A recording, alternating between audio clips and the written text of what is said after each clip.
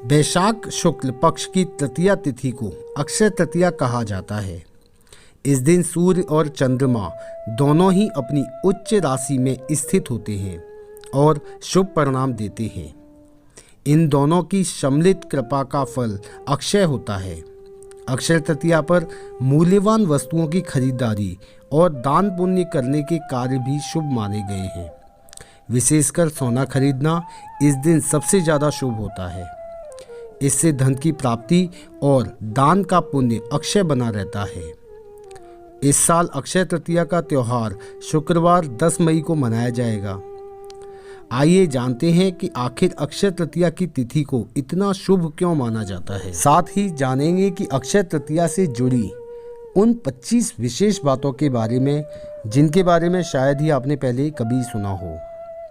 तो चलिए दोस्तों, बिना देरी किए वीडियो स्टार्ट करते हैं। नमस्कार, स्वागत है आप सभी का एक बार फिर से हमारी एक और नई वीडियो में, जिसमें हम बात कर रहे हैं अक्षय तृतीया की, जो कि परसों यानी कि 10 मई 2024 को मनाई जाएगी।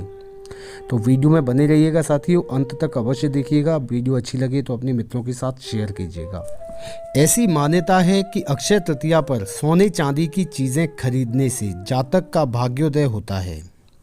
इसके अलावा पवित्र नदियों में स्नान, दान, ब्राह्मण भोज, श्राद्ध कर्म, यज्ञ और ईश्वर की उपासना जैसे उत्तम कार्य इस तिथि पर अक्षय फलदायी माने गए हैं। धार्मिक मान्यता अनुसार इस दिन शुरू किया गया कोई भी कार्य आसानी से संपन्न हो जाता है। इस दिन आप शुभ मुहूर्त देखे बिना भी कार्य संपन्न कर सकते हैं। इस साल अक्षय तृतीया का त्यौहार शुक्रवार 10 मई को सुबह 4:17 पर आरंभ होगा। इस तृतीया तिथि का समापन 11 मई को सुबह 2:50 पर होगा। उदया तिथि के चलते अक्षय तृतीया 10 मई को मनाई जाएगी। इतना ही नहीं, अक्षय तृतीया से ही बद्रीनाथ जी के कपाट खोले जाते हैं और केवल इसी दिन वृंदावन में भगवान श्री बांके बिहारी जी के चरणों के दर्शन होते हैं। कहते हैं कि इसी दिन विष्णु जी के चरणों से माँ गंगा धरती पर अवतरित हुई थी। वैशाख शुक्ल तृतीया तिथि को अखा तीज के रूप में मनाया जाता है। कुछ लोग इसे अक्षय तीज भी कहते हैं। अब जानते हैं उन 25 बातों के बारे में जो अक्षय तृतीया के बारे में हैं। शास्त्रों में अक्षय तृतीया को स्वयं सिद्धि मुहूर्त माना गया है। अक्षय तृतीया के दिन मांगलिक कार्य जैसे विवाह, गृह प्रवेश, व्यापार तथा उद्योग का आरंभ करना अति शुभ फलदायक होता है। सही मायने में अक्षय तृतीया अपने नाम के अनुरूप शुभ फल प्रदान करती है। अक्षय तृतीया पर सूर्य व चंद्रमा अपनी उच्च राशि में रहते हैं। आइए जानें 25 बातों से अक्षय तृतीया का क्या महत्व है। नंबर 1, नया वाहन लेना या गृह प्रवेश करना, आभूषण खरीदना इत्यादि जैसे कार्यों के लिए तो लोग इस तिथि का विशेष उपयोग करते हैं। मान्यता है कि यह दिन सभी का जीवन में अच्छे भाग्य और सफलता को लाता है। इसलिए लोग जमीन जायदाद संबंधी कार्य, शेयर मार्केट में निवेश, रियल एस्टेट के सौदे या कोई नया बिजनेस शुरू करने जैसे काम भी लोग इसी दिन करने की चाह रखते हैं। नंबर 2, अक्षय तृतीया के विषय में मान्यता है कि इस दिन जो भी काम किया जाता है उसमें बरकत होती है। यानी इस दिन जो भी अच्छा काम करेंगे उसका फल कभी समाप्त नहीं होगा। अगर कोई बुरा काम करेंगे तो उस काम का परिणाम भी कई जन्मों तक पीछा नहीं छोड़ेगा। नंबर 3, धरती पर देवताओं ने 24 रूपों में अवतार लिया था। इनमें छठा अवतार भगवान परशुराम का था। पुराणों में उनका जन्म अक्षय तृतीया को ही हुआ था। नंबर 4, इस दिन भगवान विष्णु के चरणों से धरती पर गंगा अवतरित हुई थी। सतयुग, द्वापर व त्रेता युग के प्रारंभ की गणना इस दिन से ही होती है। नंबर 5, शास्त्रों की इस मान्यता को वर्तमान में व्यापारिक रूप दे दिया गया है, जिसके कारण अक्षय तृतीया के मूल उद्देश्य से हटकर लोग खरीदारी में लगे रहते हैं। वास्तव में यह वस्तु खरीदने का दिन नहीं है, वस्तु की खरीदारी में आपका संचित धन खर्च होता है। नंबर 6, न माधव समो मासो न कृतेन युगम सममम न च वेद समम शास्त्रम न तीर्थम गंगया समम। बैसाख के समान कोई भी महीना नहीं है, सतयुग के समान कोई भी युग नहीं है, वेद के समान कोई शास्त्र नहीं है और गंगा के समान कोई तीर्थ नहीं है। उसी तरह अक्षय तृतीया के समान कोई तिथि नहीं है। नंबर 7, बैसाख महीने की विशिष्टता इसमें आने वाली अक्षय तृतीया के कारण अक्षुण्ण हो जाती है। वैशाख मास के शुक्ल पक्ष तृतीया को मनाई जाने वाली इस पर्व का उल्लेख विष्णु धर्म सूत्र, मत्स्य पुराण, नारदीय पुराण तथा भविष्य पुराण आदि में मिलता है। नंबर 8, यह समय अपनी योग्यता को निखारने और अपनी क्षमता को बढ़ाने के लिए उत्तम है। नंबर 9, यह मुहूर्त अपने कर्मों को सही दिशा में प्रोत्साहित करने के लिए श्रेष्ठ माना जाता है और शायद यही मुख्य कारण है कि इस काल को दान इत्यादि के लिए सबसे अच्छा माना जाता है। पॉइंट नंबर 10, बैसाख महीने के शुक्ल पक्ष की तृतीया को अखा तीज के रूप में मनाया जाता है। भारतीय जनमानस में यह अक्षय तीज के नाम से प्रसिद्ध है। नंबर 11, पुराणों के अनुसार इस दिन सूर्योदय से पहले उठकर स्नान, दान, जप, स्वाध्याय आदि करना शुभ फलदायी माना जाता है। इस तिथि में किए गए शुभ कार्य का फल क्षय नहीं होता है। इसको सतयुग के आरंभ की तिथि भी माना जाता है, इसलिए इसे कृत युगादि तिथि भी कहते हैं। नंबर 12, यदि इसी दिन रविवार हो तो वह सर्वाधिक शुभ और पुण्यदायी होने के साथ साथ अक्षय प्रभाव रखने वाली भी हो जाती है।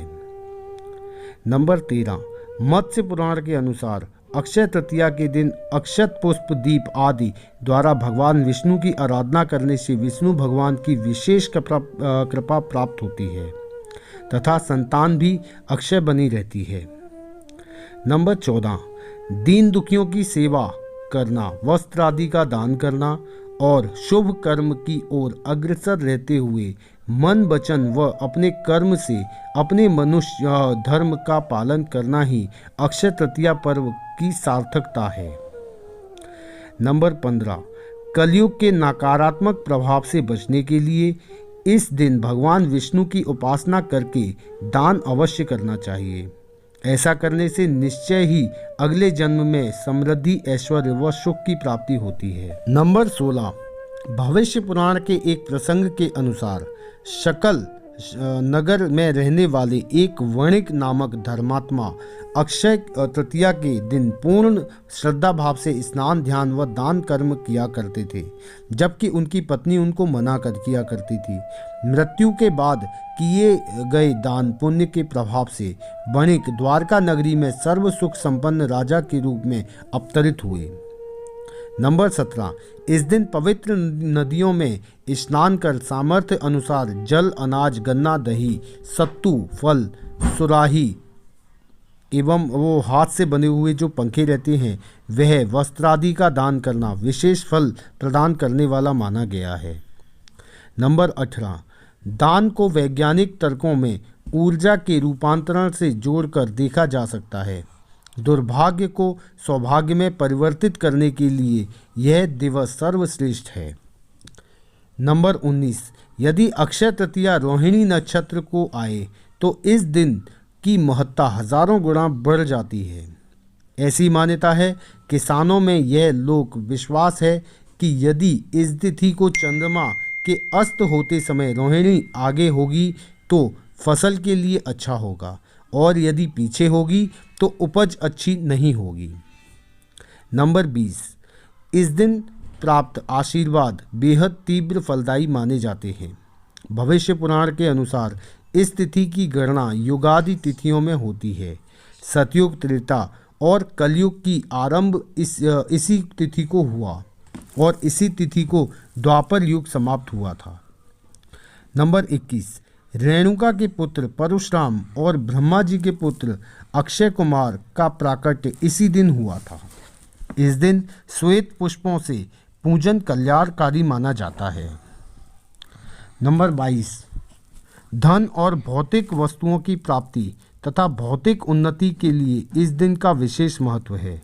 धन प्राप्ति के मंत्र, अनुष्ठान व उपासना बेहद प्रभावी होते हैं। स्वर्ण रजत आभूषण, वस्त्र, वाहन और संपत्ति के क्रय के लिए मान्यताओं ने इस दिन को विशेष बताया। बिना पंचांग देखे भी इस दिन को श्रेष्ठ मुहूर्तों में शुमार किया जाता है।